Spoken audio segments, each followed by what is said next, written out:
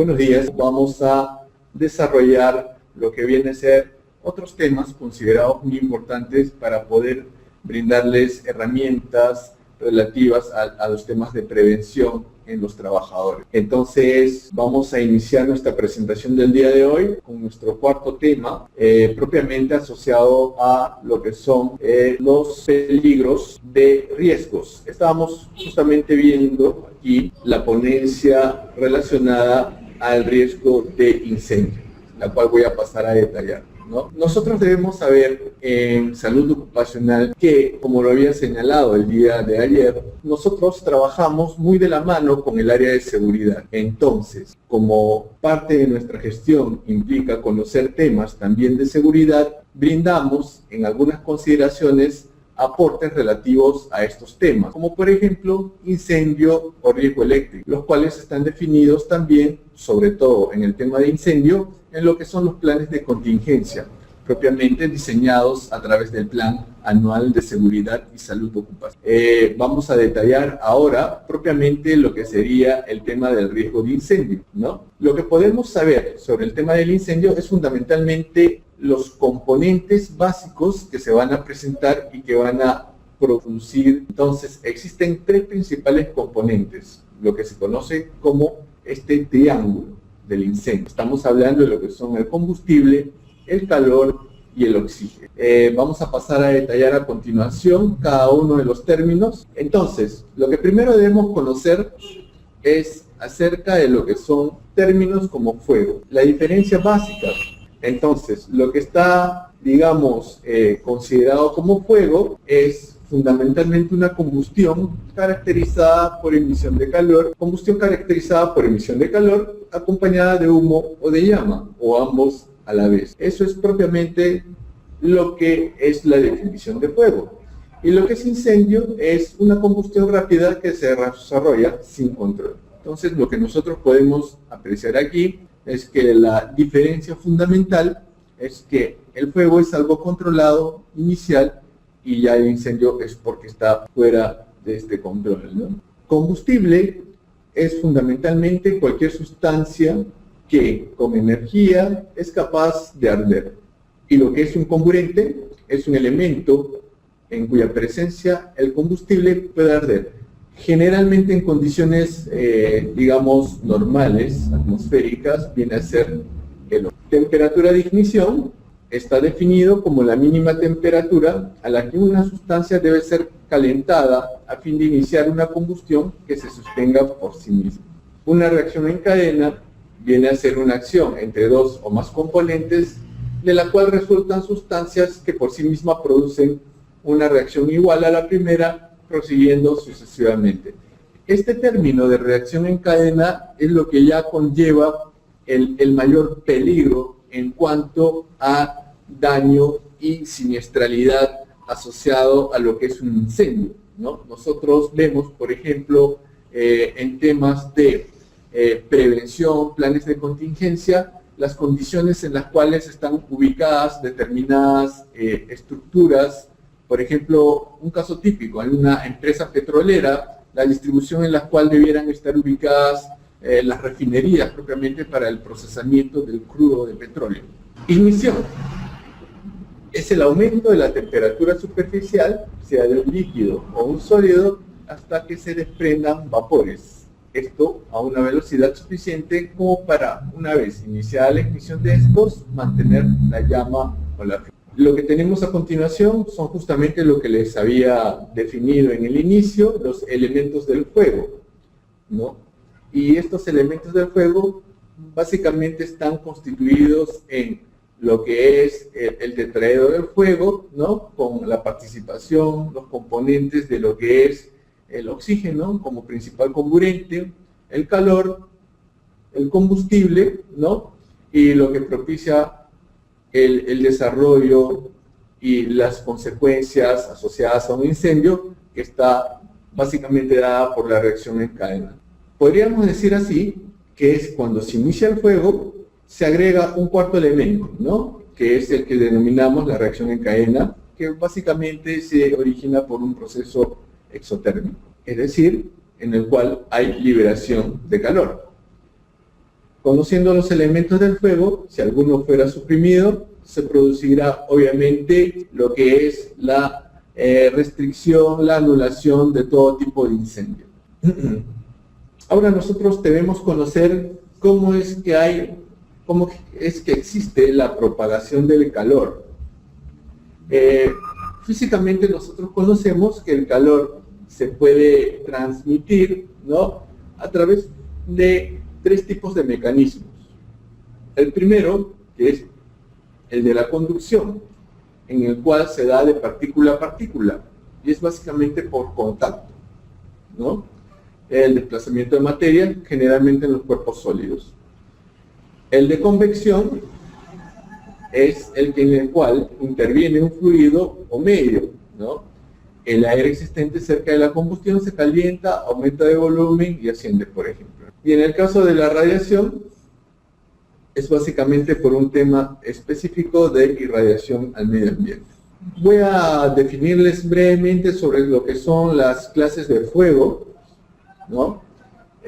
Los temas propiamente desarrollados en cuanto a utilización, por ejemplo, de medidas de contención de fuegos asociados a uso de extintores o todo lo demás, como ustedes deben comprender, están más desarrollados en lo que es el tema de seguridad, ¿no? Pero desde el punto de vista en salud ocupacional, nosotros debemos conocer cuáles son las clases de fuego para, en base a ello, nosotros poder entender las medidas que van a tomar los encargados de seguridad para controlar este tipo de siniestros, ¿no?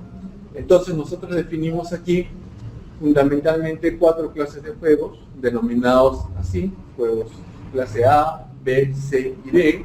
En la clase A existen fundamentalmente lo que son materiales sólidos u orgánicos, madera, ¿no? En la clase B es propiamente como combustibles los líquidos, sólidos inflamables o licuables. En los fuegos de clase C, estos son producidos por gases o también fuegos eléctricos, y los de clase D por metales combustibles y radioactivos, ¿no?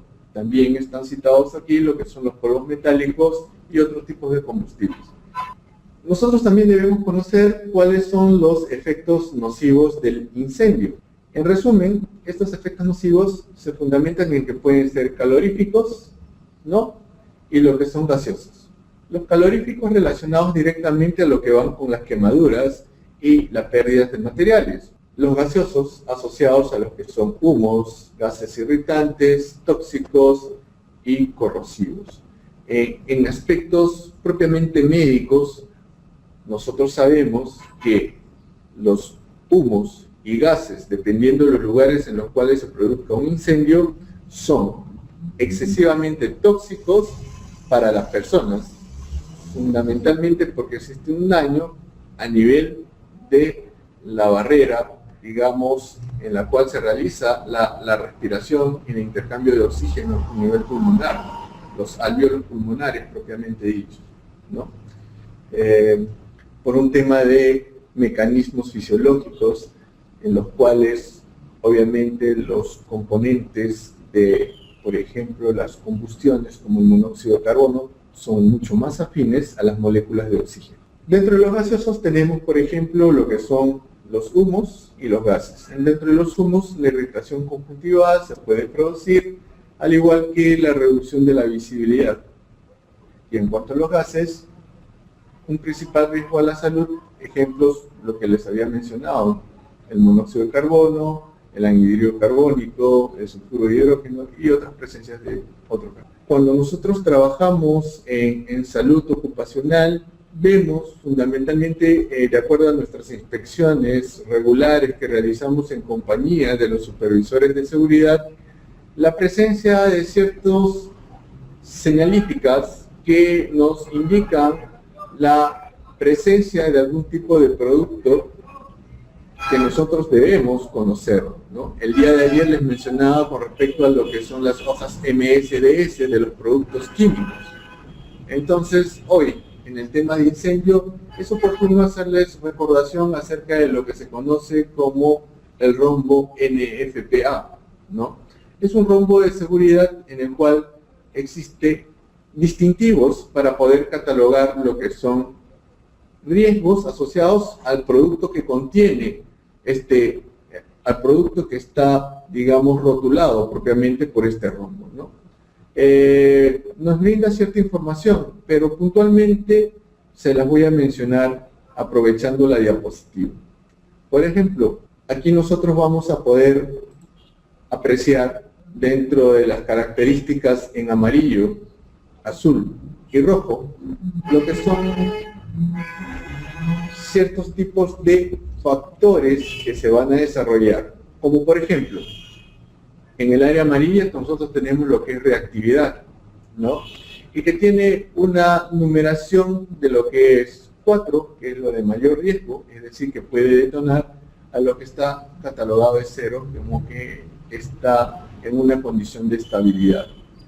Bien, el rojo indica fundamentalmente lo que es peligro de incendio, y el peligro de incendio está desarrollado también con 4 como extremadamente inflamable y a 0 que no va a producir incendio o no se va a quemar. En lo que está señalado en azul, básicamente indica los riesgos contra la salud. Igualmente está catalogado con de 0 a 4, donde 0 es un material normal, no atenta contra la salud de las personas que estarían en contacto con este producto, mientras que es catalogado con 4 cuando sí produce alteraciones e inclusive la muerte. Y lo que está catalogado en blanco, ¿no?, es lo que son los riesgos específicos. Y riesgos específicos en general, si es un ácido, es una sustancia tipo álcali, si es un corrosivo, si no debe usarse con agua, si tiene un riesgo de radiación, todo ello está señalado también. Entonces, esto es lo que se indica fundamentalmente para lo que es el rombo NFPA, que acá ustedes lo pueden apreciar, ¿no? Ya habíamos visto las características que debe tener. Entonces, riesgos para la salud en azul, reactividad en amarillo, lo que es un peligro de incendio, inflamabilidad en el rojo, y en blanco otros riesgos. ¿Cómo nosotros vamos a protegernos contra un incendio? Dentro de los planes de contingencia que se manejan en salud ocupacional y seguridad, existen ciertos tipos de sistemas que van a permitir la protección frente a un incendio, ¿no? En primer lugar, una respuesta adecuada ante la emergencia a través de líneas de dirección, flujogramas definidos, brigadistas contra el tema de incendios, pero en la práctica nosotros vemos 3 sistemas que permiten controlar. El primero de ellos, el sistema de extinción de incendios, y que generalmente está desarrollado por los propios supervisores del área donde se genere el incendio, ¿no?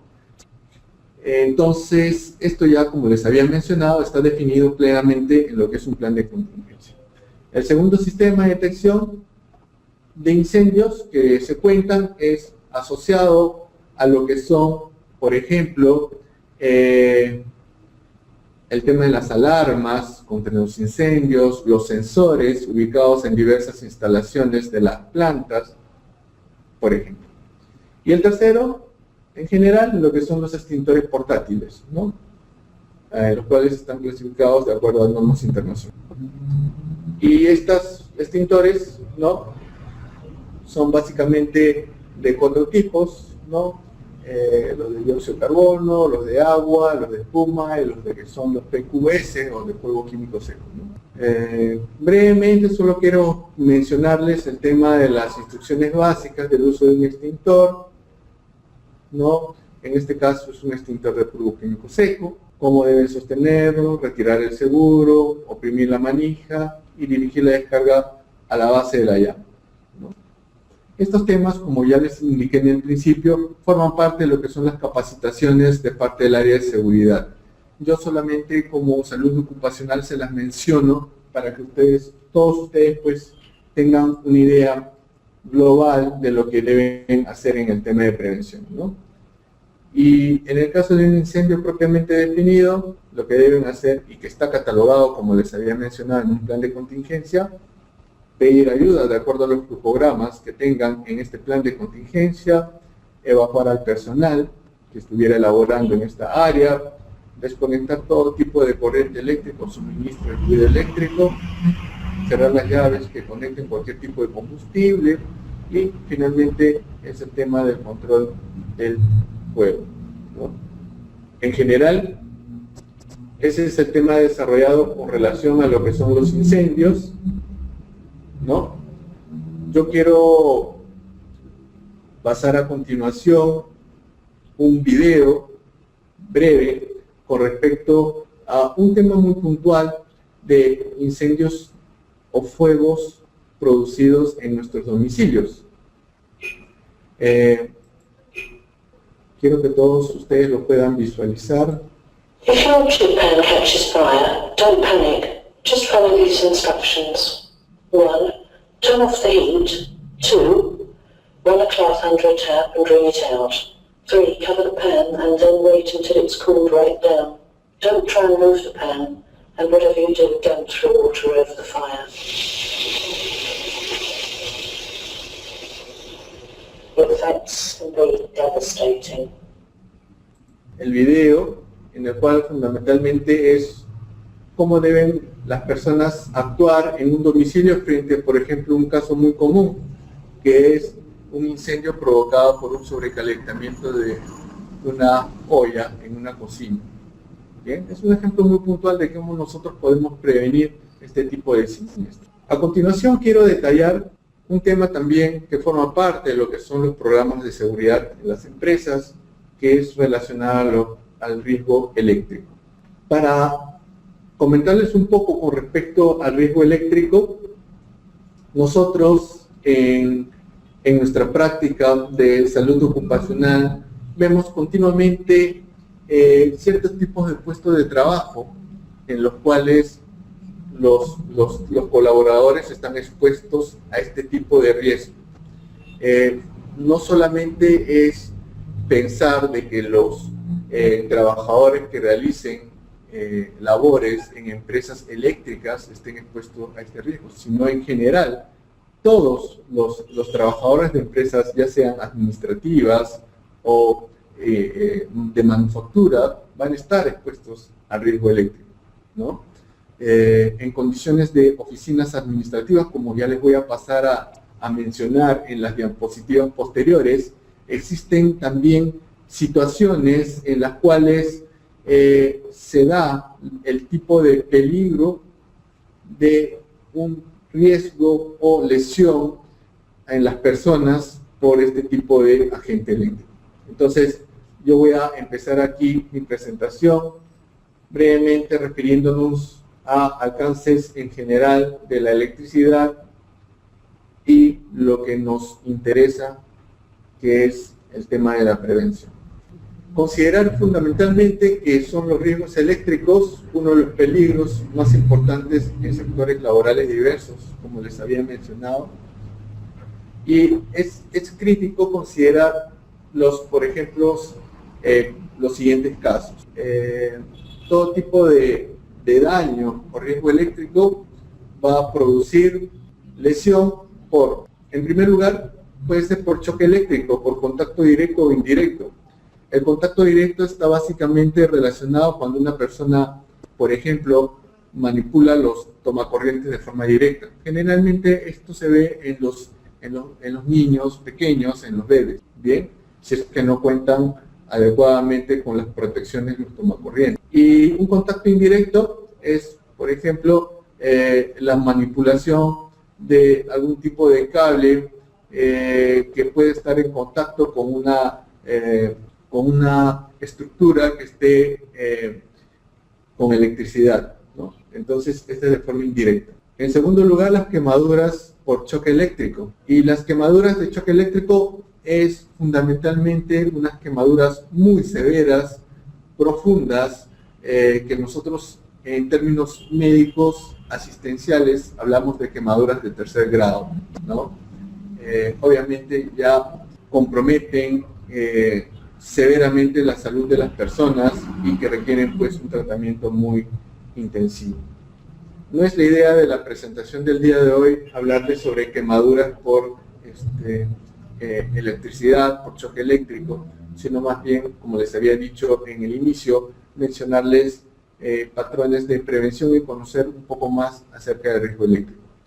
En tercer lugar, las caídas o contusiones como consecuencia del choque o arco eléctrico, es decir, la persona ha tenido un primer contacto con la fuente de electricidad, pero puede producir lo que nosotros conocemos como un fogonazo y la persona caer de donde se encuentre al suelo, ¿no?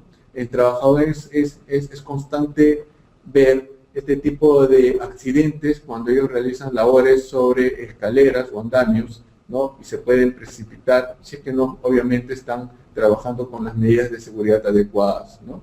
Como por ejemplo, si son andamios o los arneses. Y 4, los incendios o explosiones, ¿no? Que son ya, digamos, producidos obviamente por causas de origen eléctrico. ¿Qué factores influyen en el riesgo eléctrico? Fundamentalmente lo que es la intensidad de la corriente. Es diferente la lesión producida en una persona cuando ésta está sometida o expuesta a una corriente pues domiciliaria, ¿no? A la corriente que sea que tenga o haya recibido un trabajador que realice actividades en los cableados eléctricos de alta tensión. La duración del contacto eléctrico también es un factor muy importante a considerar. La impedancia del contacto eléctrico, que está referida fundamentalmente a lo que es características propias del cuerpo o de los equipos con que cuente la persona, que van a disminuir el paso de la electricidad y la trayectoria de corriente a través del cuerpo. Que la electricidad fundamentalmente fluye a través de conductores, nosotros ya lo conocemos, ¿no?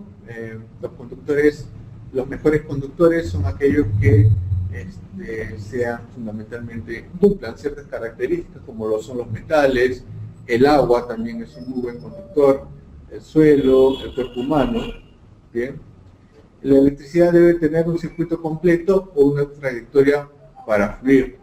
Este es un término también muy común, ¿no? Si no existe un circuito completo, la electricidad no podría pasar, digamos, de una persona a otra persona. Vamos a ver aquí que la electricidad trabaja de una forma muy particular, ¿no? Por ejemplo, cuando por las herramientas que utilicen los trabajadores están en óptimas condiciones, no tienen ningún tipo de desperfecto, se mantiene un circuito completo entre la herramienta y la fuente de energía, previniendo así cualquier tipo de accidente relacionado al uso de sus equipos. Este es un tema muy importante porque en los casos de supervisores de seguridad tienen que hacer constantemente la revisión de los equipos de trabajo, ¿no? Ver en qué condiciones están. Muchas veces los trabajadores no suelen almacenar en lugares adecuados sus herramientas de trabajo, sus equipos que trabajan con fuentes de electricidad. Entonces ahí se producen alteraciones y lo más común es en los cables, en los cableados, que pueden producir un riesgo de choque eléctrico. Si la herramienta, como les había mencionado, tiene daños, la persona puede hacer contacto con la electricidad y puede convertirse en una trayectoria para la corriente, ¿no?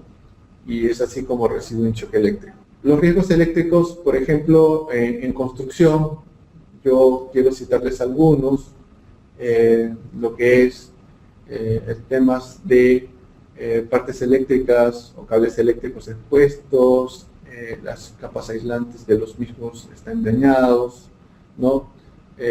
Condiciones del medio ambiente que estén húmedas, ¿no? En general son temas que se deben tener en cuenta y nosotros lo observamos en lo que es fundamentalmente, como les había indicado al inicio, en nuestras inspecciones. Ustedes se preguntarán qué tan activo puede ser la participación del médico sobre temas de seguridad. En general, nosotros como miembros del equipo, de la empresa, en temas de prevención, participamos muy directamente, porque nosotros podemos reportar condiciones de lo que son los denominados condiciones subestándar, ¿no? En las cuales hay evidencia de que pueda producirse algún tipo de accidente.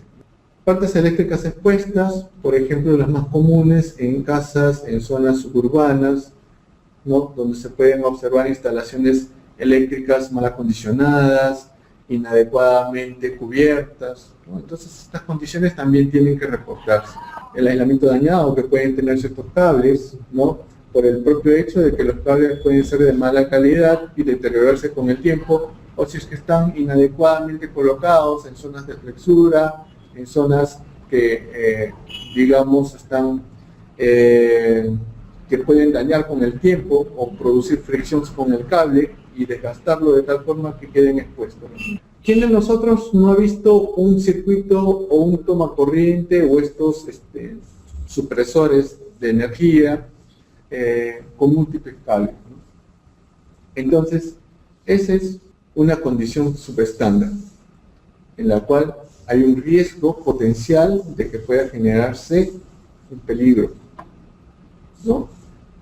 Entonces, los circuitos sobrecargados pueden causar un incendio. Herramientas y equipos dañados, también lo que les había mencionado, no se deben utilizar herramientas eléctricas que pueden estar dañadas, ¿no? Puede recibir una descarga eléctrica, las condiciones del ambiente, las condiciones en las cuales, por ejemplo, ya habíamos dicho que el agua es un conductor de la electricidad, ¿no? Entonces, si por ejemplo existen condiciones húmedas en el suelo, en la superficie de los ambientes, se incrementa también el riesgo. Para hablar un poco con respecto a la prevención de accidentes, siempre se deben considerar algunas medidas de seguridad, como por ejemplo, seguir los lineamientos del trabajo seguro, que cada trabajador debe presentar oportunamente al área de seguridad de la empresa. Asimismo, reportarse con el supervisor de seguridad sobre el tipo de trabajo a realizar, que es justamente lo que les estoy mencionando, ¿no? Ver que cuenten con el equipo de protección personal en buenas condiciones y inspeccionar también las herramientas, cables y sistemas eléctricos, ¿no? El tema de usar solo si están en buenas condiciones es muy importante. El equipo de protección personal, que como ya les había mencionado, va a ser supervisado de parte de los encargados de seguridad de las empresas y que verifican propiamente a través de los checklists de que cuenten con, por ejemplo, los cascos, los guantes específicos para el tipo de trabajo a realizar, ¿no? La ropa de aislamiento, en el caso de los electricistas, los zapatos eléctricos. Y ahí lo importante es siempre recordarles con respecto a que nunca debe ser usado un equipo de protección personal que esté dañado. O, dependiendo de las características del equipo de protección, este puede ser reemplazado cada cierto tiempo. El tema de las inspecciones de las herramientas y extensiones las hacen propiamente los supervisores de seguridad, bien, en las cuales observan y descartan todo tipo de grietas, aislamientos dañados, partes sueltas o cualquier otro defecto que pudiera tener. Bien, en general, esos serán unos alcances con respecto a lo que es el riesgo eléctrico, consideraciones muy puntuales en cuanto a la prevención y, como yo siempre digo, en este tipo de temas relacionados a lo que son los riesgos eléctricos, lo fundamental es que nosotros, siempre que podamos estar brindando nuestro servicio de salud ocupacional, identificar las áreas en las cuales hay este tipo de riesgo. ¿Cómo nosotros podemos saber si en nuestra empresa está el riesgo eléctrico identificado? A través de lo que se conoce como el mapa de riesgos, ¿no? Que es la segunda herramienta a través de la cual nosotros vamos a poder observar, ¿no?, en un mapa propiamente de la infraestructura, a través de iconos internacionalmente reconocidos, de que existen áreas en las cuales hay, por ejemplo, riesgo eléctrico. Entonces, lo importante es conocer los mapas de riesgos asociados por cada ambiente, ¿no? Muchas empresas lo realizan por cada piso, en el caso de algunas instituciones administrativas, ¿no?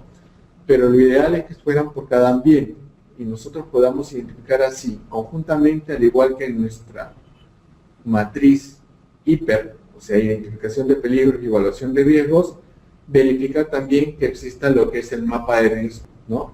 Los cuales son dos herramientas que son auditables. Actualmente el Ministerio de Trabajo verifica el cumplimiento de que estas estén colocadas visualmente y que puedan estar, digamos, disponibles a los trabajadores. Bien, hemos finalizado lo que es el tema del riesgo eléctrico. Yo voy a continuar con el tercer tema de esta mañana, relacionado ya propiamente a lo que es el campo de la salud ocupacional, y es el relativo a los daños derivados del trabajo. Ayer les había mencionado en la presentación inicial que nosotros conocemos lo que es peligro, riesgo y daño, ¿no? Y en el daño habíamos mencionado que eran básicamente, por ejemplo, contusiones, lesiones específicas, inclusive la muerte, o también podrían ser enfermedades. Esto les menciono porque los daños derivados del trabajo en salud ocupacional están directamente relacionados con lo que son enfermedades ocupacionales y lo que son enfermedades relacionadas al trabajo. Bien, entonces nosotros somos claros en poder identificar estos dos grupos de enfermedades cuando se habla de un trabajador que ha estado expuesto a un determinado peligro previamente identificado en su matriz hiper y que no ha cumplido adecuadamente o no se ha identificado oportunamente los controles respectivos para el desarrollo para que no se desarrolle la enfermedad. Mencionemos un poco acerca de lo que es enfermedad ocupacional. Son aquellas que están agravadas por el trabajo y se indica que una enfermedad es de origen ocupacional si cumple las siguientes condiciones, en las cuales los hallazgos médicos de la enfermedad son compatibles con los efectos producidos por agentes nocivos a los cuales el trabajador ha estado expuesto, ¿no? Entonces yo también les había mencionado el día de ayer que no podemos hablar de enfermedad mientras no haya un factor de exposición demostrable. La enfermedad ocupacional puede ser confundido con cambios debido al proceso de envejecimiento o a los efectos del abuso del alcohol o el tabaco, ¿no? Por ejemplo, en casos de procesos de envejecimiento, como médicos ocupacionales, nosotros realizamos lo que son los exámenes médicos ocupacionales. Y en los exámenes médicos ocupacionales de tipo periódico, en los casos anuales, nosotros podemos observar en un examen, que es el examen audiométrico, los resultados de las curvas del audiograma. Y para ciertos tipos de lesiones en la audición asociados a ruido generado en el trabajo, nosotros vemos alteraciones que sugieren que puede ser un componente de una hipoacusia inducida por ruido, ¿no? Pero que en realidad son más orientadas a lo que es una presbiacusia, o sea, relacionadas a envejecimiento propiamente y pérdida de la capacidad auditiva, ¿no? Ese es un ejemplo, por ejemplo, y que se puede confundir si es que uno no está adecuadamente entrenado en la identificación de un audiograma. Efectos del abuso del alcohol, como les había mencionado, pueden existir información confiable acerca de exposiciones pasadas y si está presente puede ser inadecuada o incompleta.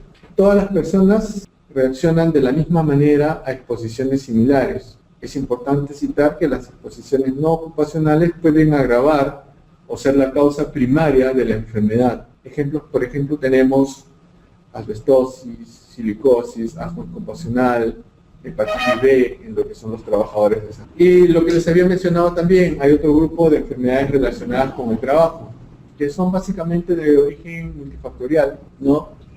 En las cuales el medio laboral y el desempeño del trabajo influyen significativamente, ¿no?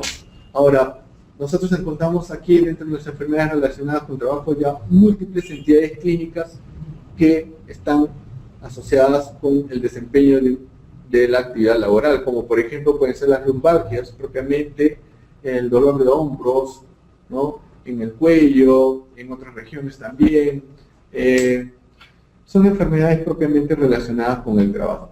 En el listado de enfermedades profesionales, que les hice mención el día de ayer, ¿no? Que está básicamente descrito todas las enfermedades profesionales tipificadas, pero no por ello nosotros vamos a dejar de pensar en que este trabajador, si está expuesto a un determinado peligro, ¿no? Pudo haber desarrollado una enfermedad que está directamente relacionada con su trabajo. Esto se ve más frecuentemente en lo que son los trabajadores que realizan manipulación manual de cargas, ¿no? Los almaceneros. Entonces ellos regularmente presentan lumbalgias, ¿no? Y obviamente con el incremento de los descansos médicos y el tema del ausentismo por este tipo de entidad clínica. ¿Qué es lo que nos debe interesar con respecto a los niveles de prevención?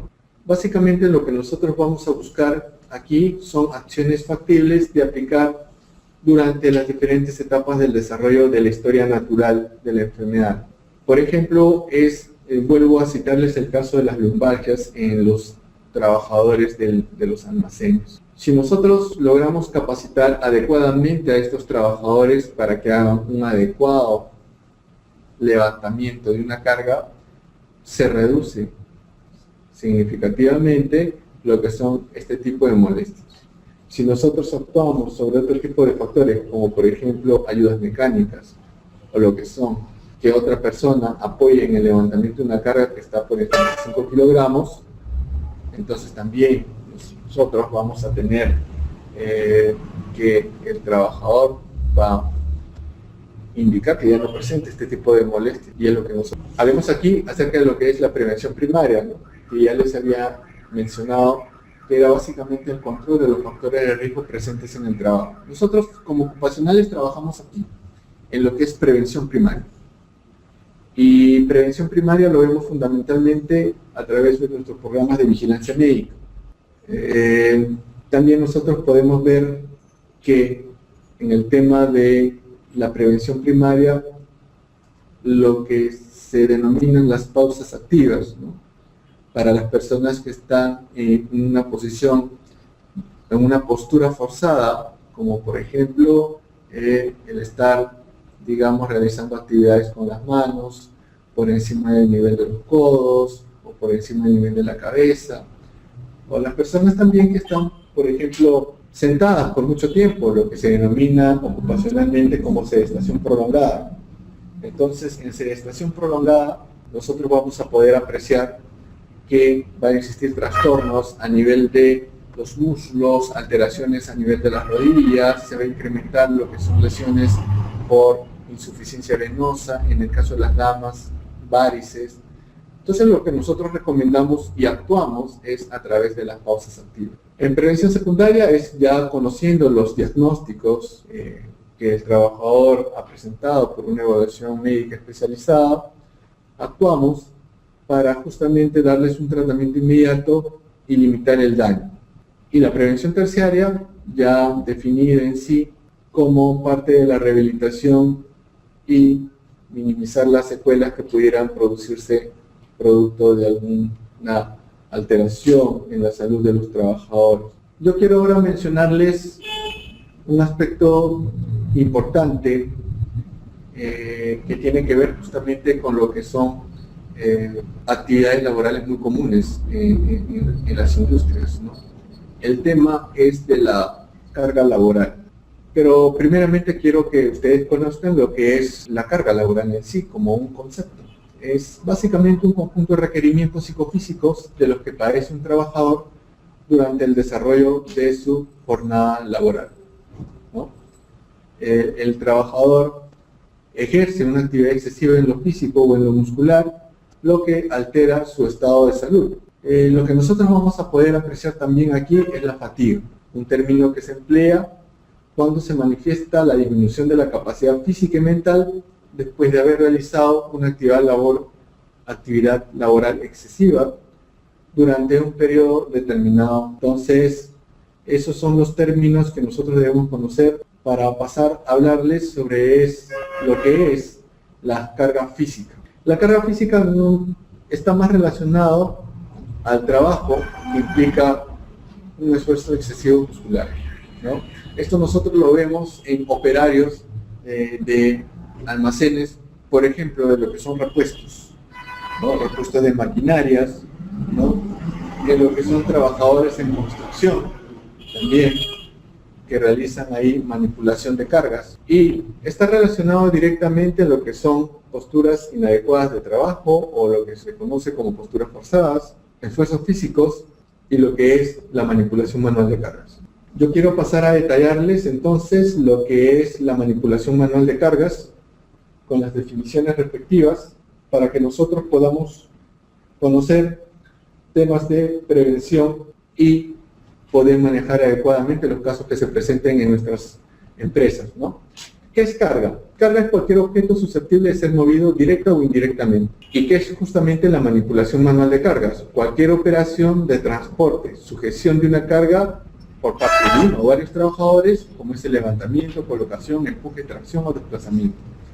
Entonces, los trabajadores que realizan labores en almacén, desplazando paquetes, herramientas, repuestos, todo ello están expuestos a realizar regularmente manipulación de estas cargas. Bien, nosotros ya hemos identificado que ellos están expuestos a ello, entonces nosotros pensamos que pueden estar teniendo alteraciones osteomusculares. Entonces esa es la idea para que nosotros podamos establecer nuestros programas de prevención. Lo que es una manipulación manual de una carga directa está asociada a lo que son levantamientos, sostenimientos y colocación de estas cargas, y lo que es indirecta al empuje, la tracción y al desplazamiento. ¿Cuál es la importancia de conocer el tema de la manipulación manual de cargas? Básicamente porque es un trabajo común a casi todos los sectores laborales, como les había mencionado, con énfasis en algunos tipos de empresas que tienen sus áreas de logística y por ende manipulan cargas continuamente. Son aproximadamente del 20 a 25% de las lesiones de origen laboral. En plantas cerveceras, inclusive puede incrementarse a más, ¿no?, en las personas que realizan labores en áreas de envasado, en las cuales tienen que transportar directamente de la producción en línea las cajas con las cervezas y desplazarlas hacia un lado, ¿no? Asimismo genera sobrecostos en gastos médicos, horas hombre perdida. Frecuentemente las lesiones son de muy larga y difícil recuperación. Personas que manipulen inadecuadamente una carga pueden tener alteraciones, como ya lo indicaba también el día de ayer, lesiones de ruptura de tendones, ¿no?, a nivel del hombro, el manguito de los rotadores, por ejemplo. Entonces las terapias de rehabilitación son generalmente muy largas y pueden durar varios meses tranquilamente. Asimismo, producen incapacidad temporal o permanente para la realización de su labor o trabajo habitual y también, por ende, un deterioro de la calidad de vida. ¿Qué lesiones pueden producirse por la manipulación de estas cargas? En realidad son múltiples, pero quiero citarles unas cuantas, ¿no? En primer lugar, fatiga muscular, pueden producirle contusiones también, cortes, heridas, fracturas, esguinces, contracturas musculares, lo que son alteraciones articulares tipo artritis, artrosis o lesiones musculoesqueléticas fundamentalmente dorsolumbares, ¿no?, dentro de las cuales destacan lo que son los lumbagos, las hernias discales y las fracturas vertebrales por un sobreesfuerzo. Muchas veces nosotros en los servicios del tópico médico dentro de las empresas observamos frecuentemente la llegada de trabajadores que están refiriendo o solicitando ciertos tipos de EPP, por ejemplo las nojas lumbares, porque según ellos les hace sentir mejor con respecto a protección frente a lo que son la manipulación. Sobre este tema ya les voy a mencionar en la última diapositiva, pero yo quiero ser muy claro relacionado que nuestra idea es prevenir. Nosotros no deberíamos estar dando reportes a seguridad, ¿no?, indicando que tengo tal número de trabajadores que tienen este tipo de lesiones, sino actuar decididamente por lo que es controlar estos riesgos. Las lesiones que se pueden producir, como ustedes pueden apreciar ahí en la diapositiva, son lesiones a nivel de los discos intervertebrales.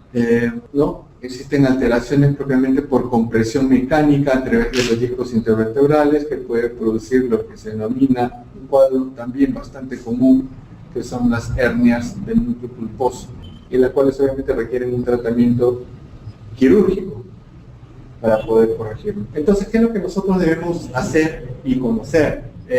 Fundamentalmente evitar las cargas manuales. Asimismo, utilizar ayudas mecánicas.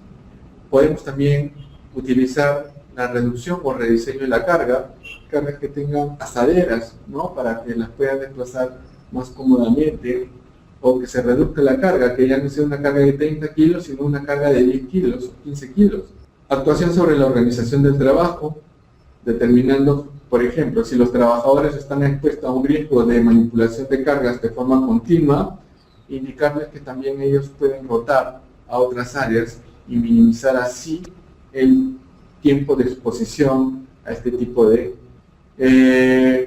para que nosotros podamos actuar sobre la manipulación de las cargas, debemos conocer las características de la carga, el esfuerzo físico necesario para poder desplazar esta carga, las características del medio de trabajo, las superficies en las cuales vamos a desplazar la misma, exigencias de la actividad y los factores individuales de riesgo. La edad, ¿no? Es diferente que un trabajador de 25 años levante una carga a un trabajador de 55 años. La norma de ergonomía, la 375, indica claramente características de la carga. Como ya les había mencionado el día de ayer, el peso máximo para 25 kilogramos en general nos va a proteger aproximadamente en un 85%, ¿cierto? Si nosotros disminuimos el peso de la carga, vamos a tener un mayor porcentaje de protección, que llegaría inclusive hasta el 95%. Se cita también en trabajadores entrenados. Ojo, solamente en situaciones aisladas, ¿no?, se puede permitir que pudieran levantar un peso de máximo de 40 kilos, ¿no? Pero no existen datos no disponibles con respecto a la población protegida. Entonces, como no existen datos de la población protegida, yo no debo utilizar. Yo recomiendo fundamentalmente aquí lo que es el máximo de protección de mis trabajos. Debería ser peso máximo de 25 kilogramos. Si puedo manejar menos peso, mucho mejor, ¿no?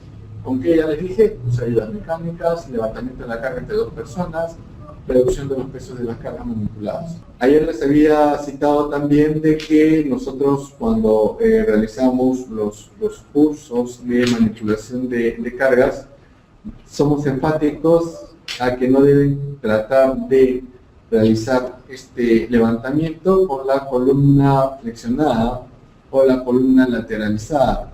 ¿Por qué? Porque si nosotros vemos en la diapositiva, a la medida que la persona con una carga flexiona su columna, existe una compresión unilateral del disco intervertebral, ¿no? O sea, no hay una compresión simétrica del disco por una carga. Entonces eso, con el tiempo, va a producir lesiones a nivel de estas estructuras.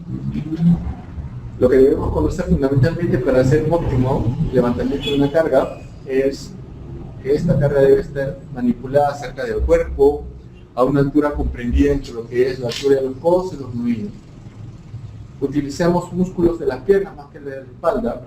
Eso ya les voy a explicar también, que nosotros cuando indicamos a los trabajadores que levanten una carga que está ubicada en el suelo, deben levantarse con los músculos de las piernas, no con los músculos de los brazos o antebrazos. Si pueden utilizar ayudas mecánicas precisas, mucho mejor. deben seguir propiamente las condiciones o indicaciones que aparezcan en el embalaje de las cargas. Muchas veces estas recomiendan cómo deben manipular las mismas. Asimismo, solicitar ayuda de otras personas si consideran que la carga es muy excesiva para el trabajador. Tener previsto una ruta de transporte y el punto de destino final, que debe ser lo más corto posible, y siempre desplazarse con un pie más adelante que el otro, ¿no?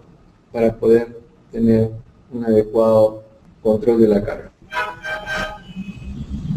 Entonces, ustedes pueden apreciar aquí, muchas veces las cargas tienen asaderas, mejor para que el trabajador pueda cogerlas y levantarlas. Lo que deben hacerse es flexionar los músculos de las piernas, no hincarse propiamente una rodilla para poder tener mayor fuerza y levantar con estos músculos la carga, manteniendo siempre lo que les había mencionado, la columna recta. Entonces, una buena técnica de elevación de las cargas debe ser, en primer lugar, planificada, ¿no? Planificar el levantamiento, ubicar los pies de forma adecuada. Ya les había dicho, una pierna tiene que estar adelante y una detrás, ¿no? Discretamente, y la otra hincada para poder tener un apoyo más firme y poder levantar así la carga.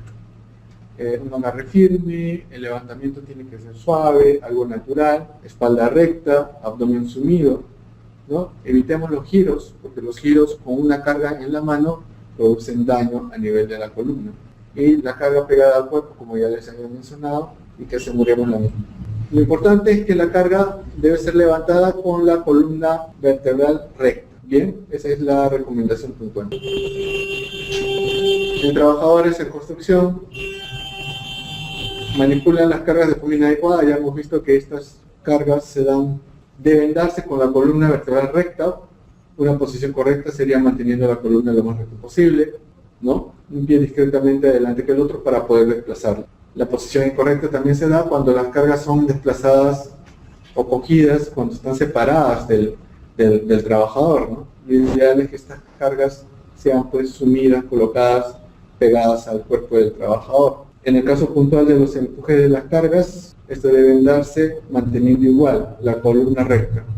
La columna recta, la columna recta. Tipo de desplazamiento de las cargas. Esa es la consideración que deben tener todos presentes. Les había indicado también que no deben evitar los giros con cargas en la mano, porque eso incrementa mayor el daño a nivel de los discos intervertebrales.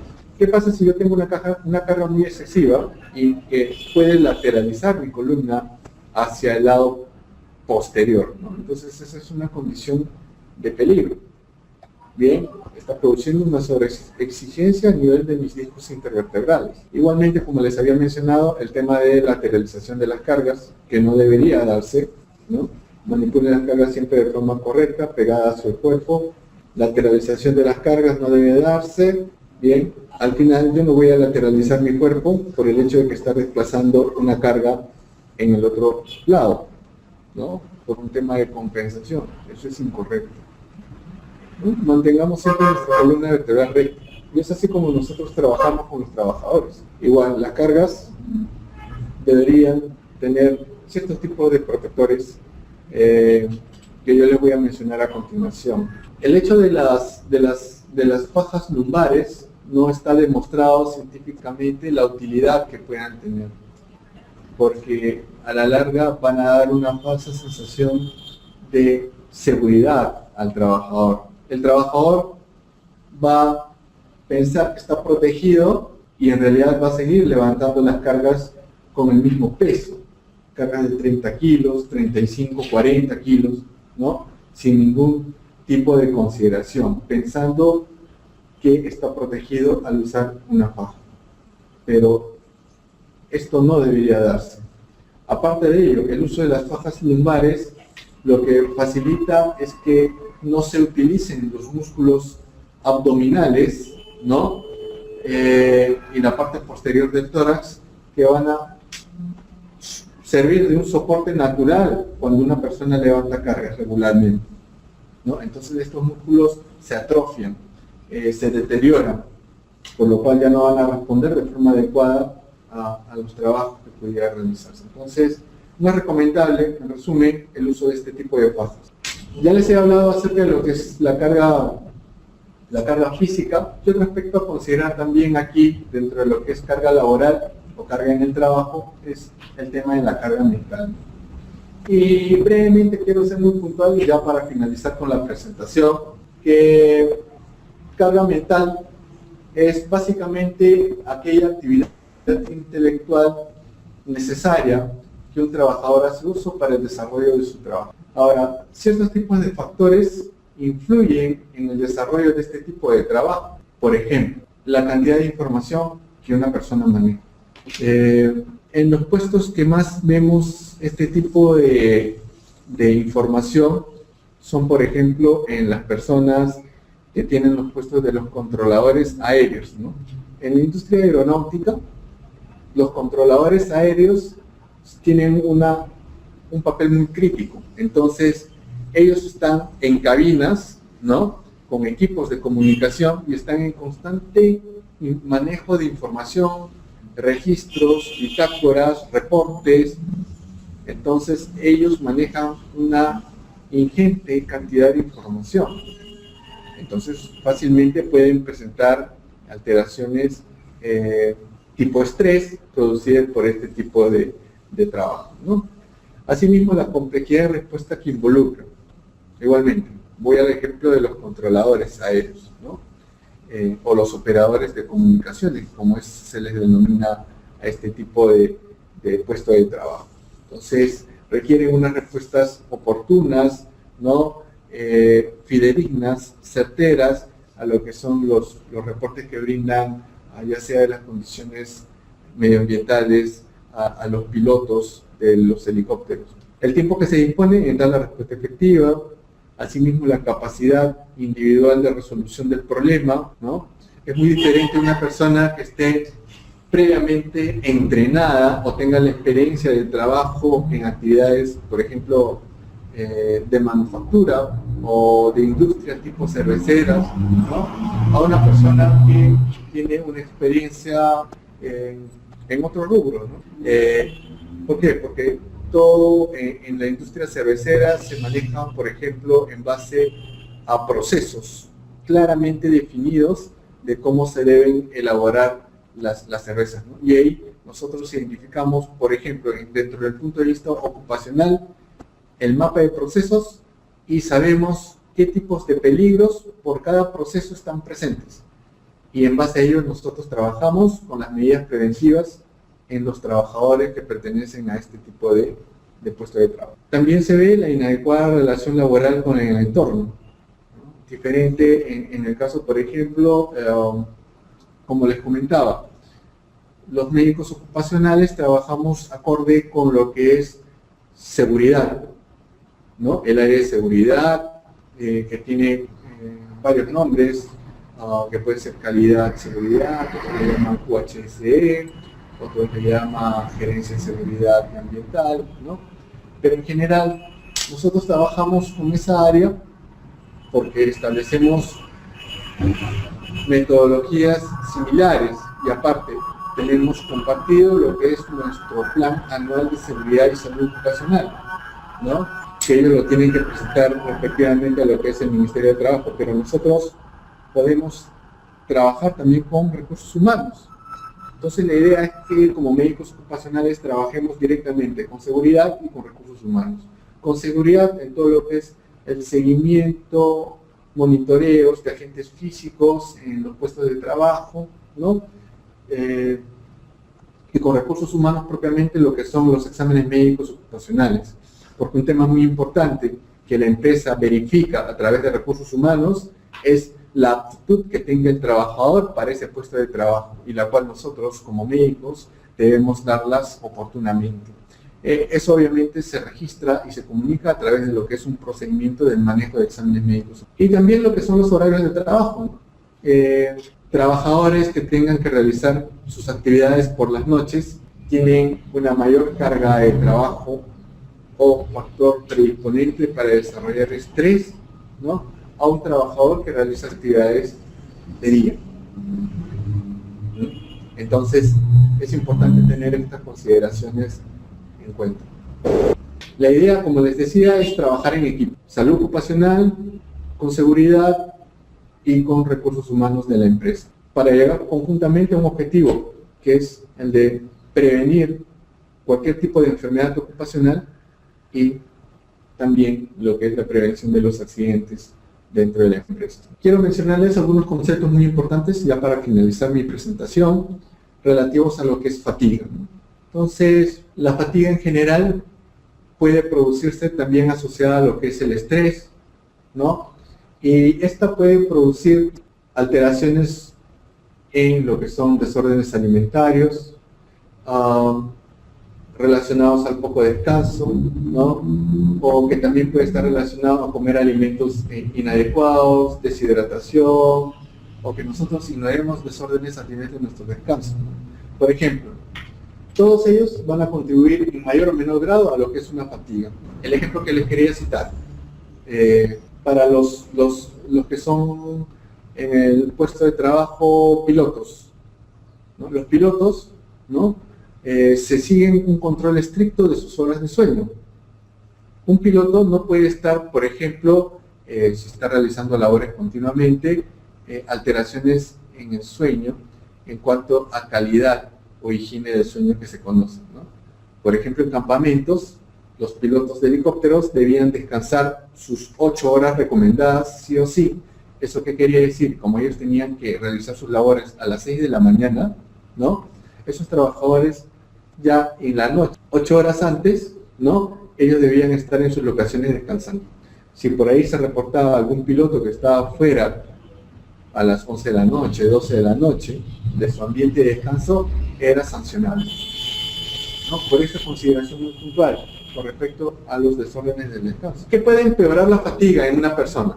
¿No? El tomar medicamentos sedantes, por ejemplo, si es que no está medicado, o beber inclusive bebidas alcohólicas, los malos hábitos de descanso, ¿no? Una dieta pobre, las grasas, azúcares en general, ¿no?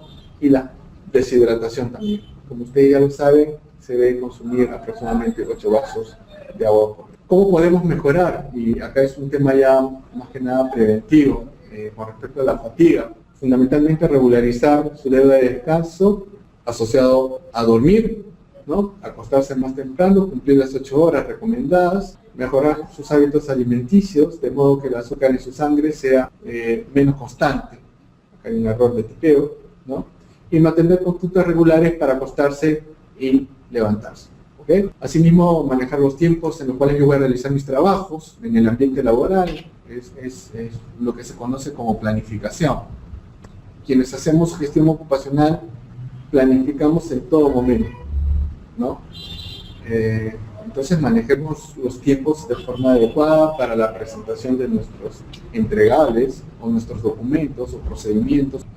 También lo que se recomienda es realizar ejercicios aeróbicos, caminar, tratar de realizar ejercicios en los gimnasios, que propiamente hay algunos que están dentro de las empresas, no fumar ni abusar de la bebida con cafeína, ¿no? Y mantener un estado nutricional adecuado.